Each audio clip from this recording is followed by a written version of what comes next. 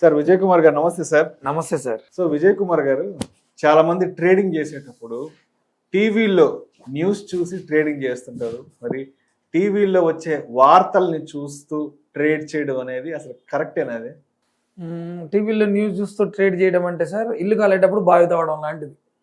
ఇల్లు కాలేటప్పుడు బావి తవ్వడం. ఓకే, ఎప్పటికి తవ్వాలి, ఎప్పటికి అరపాలి మనం, అంతే కదా. న్యూస్ వచ్చింది అంటేనే స్టాక్ మార్కెట్ అనేది పెద్ద ఓషన్ సార్. ఓషన్ అది అంతే. మన individual traders can't compete with them, అదైతే పక్కా. మరి ఎందుకు ట్రేడింగ్ చేయాలి? మరి ఇంత పెద్ద ఓషన్ లో మరి చిన్న మనం అందరం ఎందుకు ట్రేడింగ్ చేయాలంటే మనకంటూ ఒక సెకండ్ ఇన్కమ్ కావాలి. ఈ వచ్చే పోర్ట్ఫోలియో ఇన్కమ్ మనకు సరిపోదు, మన ప్రొఫెషన్ ద్వారానో మన బిజినెస్ ద్వారానో వచ్చేసి సరిపోదు, కాబట్టి మనం ట్రేడింగ్ లోకి వచ్చాం. అంత క్లియర్ గా సార్. ఖచ్చితంగా ట్రేడింగ్ చేయాలి, ఇన్వెస్ట్మెంట్ చేయాలి. నేను ట్రేడింగ్కి అగెనెస్ట్ కాదు, మేము బతుకుతున్నది దాని మీద, కాబట్టి ట్రేడింగ్ ఖచ్చితంగా చేయాలి. మీరు న్యూస్ బేస్డ్ చూసి ఆ పర్టికులర్ 1 స్టాక్ ఆర్ 2 స్టాక్స్ చేయాల్సిన అవసరం ఉంది సార్. 3500 నాకు నెంబర్ కూడా కరెక్ట్ తెలియదు. నేను 20 స్టాక్స్ కంటే నేను ఎక్కువ చూడను సార్. అసలు ఎవరైనా అడిగి పలానా హెచ్సిఎల్ ఏమైంది చెప్పమంటే నేను అసలు దాన్ని ఫాలో అనే నేను హెచ్సిఎల్ అందరు అన్ని ఫాలో కాలేరు కదా, అవ్వద్దు కూడా. ఇప్పుడు ఇది జోదము, ఇది గుర్ర పందేలు అది అంటారు సార్. 10 గుర్రాలు బాగా పరిగెడుతున్నాయని తెలుసుకున్నారు 100లో, ఆ 10లో 3 ఎక్కువ సార్లు గెలుస్తున్నాయని తెలుసుకున్నారు. ఆ 3 గురించి తెలుసుకోండి, సరిపోద్ది. అర్థమైందా సార్? ఈవెన్ మనం గనక ఇది నిజంగానే గుర్ర పందెం అనుకుంటే 100 గుర్రాలు పరిగెడుతున్నాయి, 100ని మీరు ట్రాక్ చేయలేరు, మీరు బైనోకల్స్ పెట్టుకుని చూడలేరు. బాబు బాగా గెలిచేది ఏంటి? 10 బాగా విన్ అయ్యేటటువంటి stocks Reliance, SBI, Kotak bank, ఈ 10 మీద మీ టైంని ఇన్వెస్ట్ చేయండి, జరగనివ్వండి. న్యూస్ బేస్ లో దివిష్ ల్యాబ్ మీద జరిగింది, లేదంటే అదాని ఎంటర్టైన్మెంట్ మీద స్కామ్ జరిగింది, లేదంటే ఇంకొకటి టైటాన్ మీద ఇష్యూ ఉన్న వాటి మీదకి ఎందుకు? అందులోనే నువ్వు హీరో జీరో అవ్వాలని ట్రై చేస్తుంటారు సార్. మార్కెట్ లో హీరో జీరో స్ట్రాటజీస్ అని కొన్ని ఉంటాయి సార్. రేపు మార్నింగ్ రిజల్ట్స్ రాబోతుంది, అది హీరో జీరో అవ్వాలని. మార్కెట్ ఎప్పుడు మనల్ని జీరోనే చేస్తుంది. You will never make hero in front of markets. అందుకని మీకు నచ్చినటువంటి 10 స్టాక్స్ ని పట్టుకోండి. ఆ 10 స్టాక్స్ మీద ఒక 4-5 స్ట్రాటజీలు ఎవరి దగ్గర మా లాంటి ఇన్స్టిట్యూషన్స్ నుంచి నేర్చుకొని వాటి మీద అప్లై చేయండి తప్ప టీవీ చూస్తూ ట్రేడింగ్ మాత్రం చేయకండి. అసలు టీవీ పెట్టొద్దు అసలు. ముందు టీవీ ముందుండి ట్రేడింగ్ చేయొద్దు, న్యూస్ పేపర్లో చదివి ట్రేడింగ్ చేయొద్దు, న్యూస్ బేస్డ్ ట్రేడింగ్ చేయకండి, ఎక్స్పైరీ రోజు హీరో జీరో ట్రేడ్లు చేయకండి. ఆప్షన్ ట్రేడింగ్ ఎవరన్నా మాలాంటి వాళ్ళ వ్యక్తుల కమ్యూనిటీలో ఉండి మాత్రమే ఆప్షన్ ట్రేడింగ్ చేయండి, డబ్బుల్ని కాపాడుకోండి. సో ఇప్పుడు ట్రేడింగ్ చేయడానికి ఒక డేలో ద బెస్ట్ టైం అంటే ఏం చెప్తారు? బెస్ట్ టైం ఫ్రేమ్స్ ఒక 4 నుంచి 5 వరకు దొరుకుతాయి సార్ మనకి. ఇప్పుడు సపోజ్ బాహుబలి సినిమా ఉందనుకోండి సార్, బాహుబలి సినిమాని మళ్ళీ మీరు 2వ, 3వ చూడాలంటే ఏం చేస్తారు? కామెడీ స్కిప్ చేసి ఆ ఫైట్ సీన్ ఇంకోటి ఎలాగైతే మనం బెస్ట్ సీన్స్ ఎలా అయితే పట్టుకుంటామో మీరు అన్నట్టు బెస్ట్ టైమింగ్ ఉంది సార్. 9:15కి మార్కెట్ ఓపెన్ అయితే ఒక ఫస్ట్ 5 to 8 minutes 10 minutes అసలు బాగా హైలీ ఫ్లక్చువేషన్ ఉంటుంది సార్. అది మన లాంటి ఇండివిజువల్ ట్రేడర్స్ కి కాదు. ఒక 15 నిమిషాలు దాన్ని వదిలేసిన తర్వాత మీరు ఇందాక మాటలు అన్నారు, ఏది ఓపెన్ రేంజ్ బ్రేక్అవుట్, ORB అంటారు దాన్ని. Open range breakout. ఈ 15 నిమిషాల క్యాండిల్ పైకి వెళ్తేనేమో నేను బై సైడ్కి వెళ్తా, ఈ 15 నిమిషాల క్యాండిల్ కిందకు వస్తేనేమో నేను సెల్ సైడ్కి వస్తా. ఈ 15 నిమిషాలు ఓపిక్ గా లేక క్యాపిటల్ పోగొట్టుకునే వాళ్ళు బోల్డ్ మంది ఉంటారు. ఫస్ట్ 15 minutes క్యాపిటల్ పోగొట్టుకునే వాళ్ళని అడగండి, ఫస్ట్ 15 minutes లో పోయిన వాళ్ళు ఉంటారు. ఈ ఓపెనింగ్ రేంజ్ బ్రేక్అవుట్ అనేది 15 నిమిషాలు ఓపిక పట్టు. మార్కెట్లో కొట్టుకునే వాళ్ళని కొట్టుకోనివ్వు, మార్కెట్ని సెటిల్ అవుతుంది. నా డైరెక్షన్ ఇదని మీకు ఒక ఇండికేషన్ ఇస్తుంది. ఆ పేషెన్స్ మీరు పెట్టుకోండి. Patience is equal to profits అని మనకి స్టాక్ మార్కెట్లో చెప్తారు sir. Patience is equal to profits. అదేవిధంగా 9:30 నుంచి మీరు ట్రేడింగ్ చేసుకోవచ్చు సార్, బెస్ట్ టైం. తర్వాత మళ్ళీ 1 to 2:30, తర్వాత మళ్ళీ 3 నుంచి 3:15, ఇలా ఒక 2-3 టైం ఫ్రేమ్స్ లో మాత్రమే మీరు ట్రేడింగ్ చేయడానికి డిసైడ్ అవ్వండి. మీకు డబ్బులు పోయే ఛాన్సెస్ చాలా తగ్గిపోతాయి. అదేవిధంగా gap up, gap down trading అంటే ఏంటి? గ్యాప్ అప్ మీన్స్ మనం ముందు రోజు ట్రేడింగ్ లో ఉన్నాం సార్. మనం ముందు రోజు ట్రేడింగ్ లో 3 o'clock నాకు తెలిసి మేము ఒక 2:30 నుంచి ట్రాక్ చేస్తూ ఉంటాం. ఇది ఏ స్టాక్ లో ఎక్కువ వాల్యూమ్ ఇన్ఫ్యూజ్ అవుతుంది, వాల్యూమ్ షాకర్స్ ఏమన్నా, వాల్యూమ్ షాకర్ అంటే అమ్మ ఎంత వాల్యూమ్ వచ్చింది ఏంటి అనేది, ఏదన్నా వాల్యూమ్ తో క్లోజ్ అవుతుందా, లేదంటే ఈ డే హైని బ్రేక్ చేసి ఏమన్నా స్టాక్స్ క్లోజ్ అవుతున్నాయని మనం ట్రాక్ చేస్తూ ఉంటాం సార్. ఎందుకు ట్రాక్ చేస్తామంటే ఈ డేలో ఇది ప్రాఫిట్లో ఉంటే రేపు మార్నింగ్ కూడా ప్రాఫిట్లోనే ఓపెన్ అవుతుంది, 90% ఓపెన్ అవుతుంది అనే ఒక హోప్తో మనం దాన్ని ఇది చేస్తూ ఉంటాం. దీనికే గ్యాప్ అప్ ఓపెన్ అవుతుంది కదా అని చెప్పి మనం ముందు రోజు ఆ స్టాక్ను కొంటాం. దీనికి కొనడానికి కూడా కొన్ని స్ట్రాటజీస్ ఉన్నాయి సార్. ఓన్లీ ప్రైస్ మాత్రమే చూసి ఎంటర్ అవ్వకూడదు. లేదు ఈరోజు స్టాక్ న్యూస్ ఏదో బ్యాడ్గా వచ్చింది దాని మీద, ఈ స్టాక్ ఈరోజు బాగా డే లోలో క్లోజ్ అవుతుంది, డే లోలో దానికి ఉన్నటువంటి 1000 రూపాయల నుంచి 900కి వచ్చింది, 900లోనే దగ్గర క్లోజ్ అవుతుంది, ఇది రేపు మార్నింగ్ ఇంకా లోలో క్లోజ్ అవ్వచ్చు అనేది. సపోజ్ నిఫ్టీ సార్, ఈ మధ్య అసలు గ్యాప్ అప్లు గ్యాప్ డౌన్లు అనేవి ఫ్రీక్వెంట్ గా కనిపిస్తున్నాయి. నిఫ్టీల్లో గ్యాప్ అప్ అయితే 300 పాయింట్స్, గ్యాప్ డౌన్ అయితే 300 పాయింట్స్. గ్యాప్ అప్ అంటే ముందు రోజు క్లోజింగ్ నుంచి ఒక ఎక్కువ ఫార్ అవేలో ఓపెన్ అవ్వడం గ్యాప్ అప్, ముందు రోజు క్లోజింగ్ నుంచి ఫార్ డౌన్ లో ఓపెన్ అయితేనేమో గ్యాప్ డౌన్. సో అదేవిధంగా market order versus limit order అంటారు కదా, ఏంటది? మనం ఒక రిలయన్స్ ఉంది సార్, రిలయన్స్ ని ఒక 1300 లో బై చేయాలనుకున్నాం అనుకోండి, 1300 ఉంది అక్కడ, మార్కెట్ ప్రైస్ 1300 ఉంది, మీరు ఎంటర్ అయ్యారు 1300 లోనే కొనేసారు, దాన్ని మార్కెట్ ఆర్డర్ అంటాం సార్.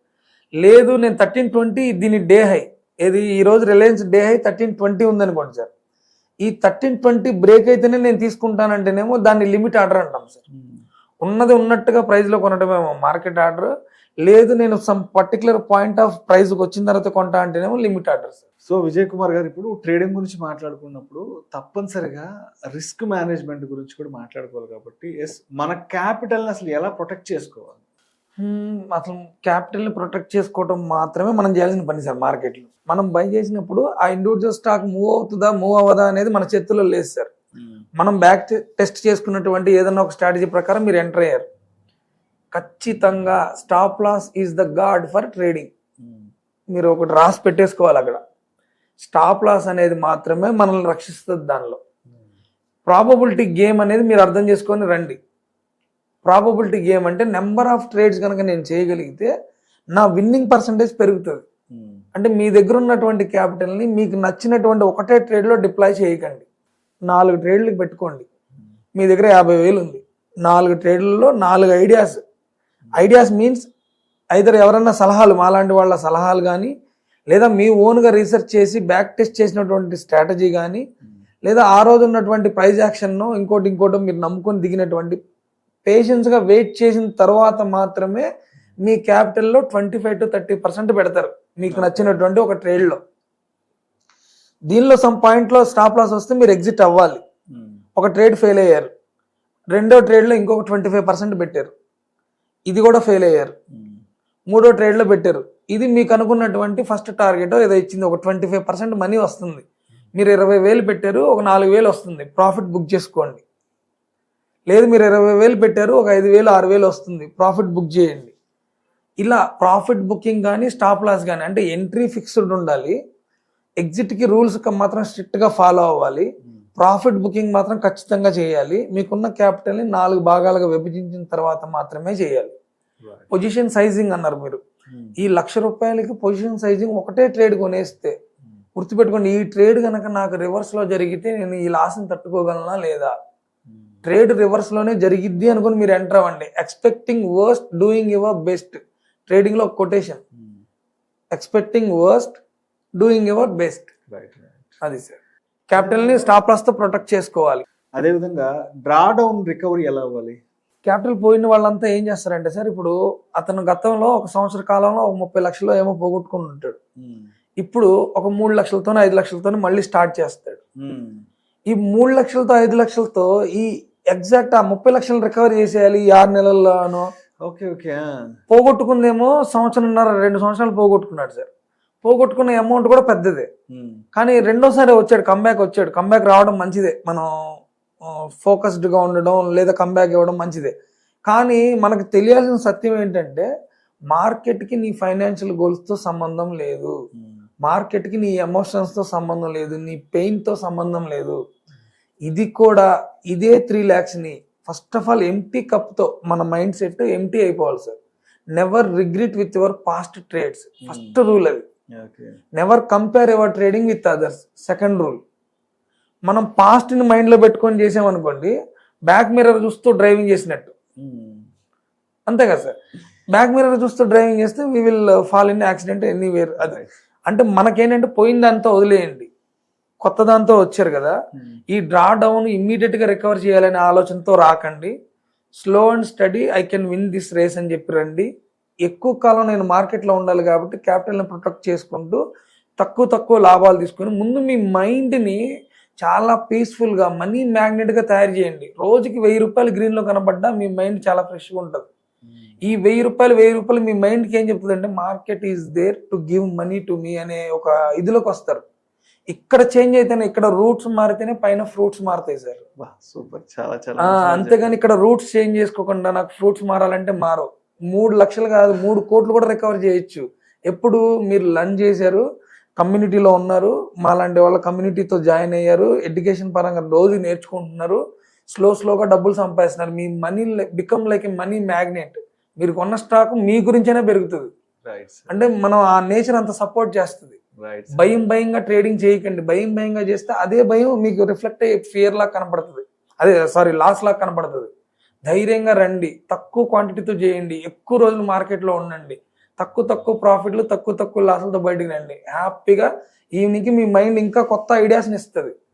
ఎక్కువ పొజిషన్ కొనేసి స్టాప్ లాస్ లేకుండా ఉండి నైట్ నిద్ర లేకుండా టెన్షన్ పడుతూ రేపొద్దున్న ఏమైతే ఈ టెన్షన్లన్నీ వదిలేస్తే సగం market will give you money.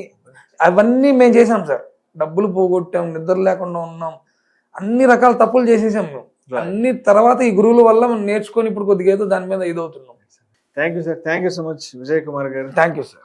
ట్రేడింగ్కి సంబంధించి అన్ని రకాల చాలా ఇంట్రెస్టింగ్ ఫ్యాక్ట్స్ గురించి, మరీ ముఖ్యంగా ట్రేడింగ్ సైకాలజీ గురించి, అంటే సైకాలజీ పరంగా మైండ్ సెట్ పరంగా మనం ఎలా ఉంటే ట్రేడింగ్ చేయొచ్చు అన్న దాని గురించి చాలా మంచి విషయాలు మన సుమన్ టీవీ ఆడియన్స్ షేర్ చేసుకున్నారు. Thank you so much Vijay Kumar. Thank you so much sir.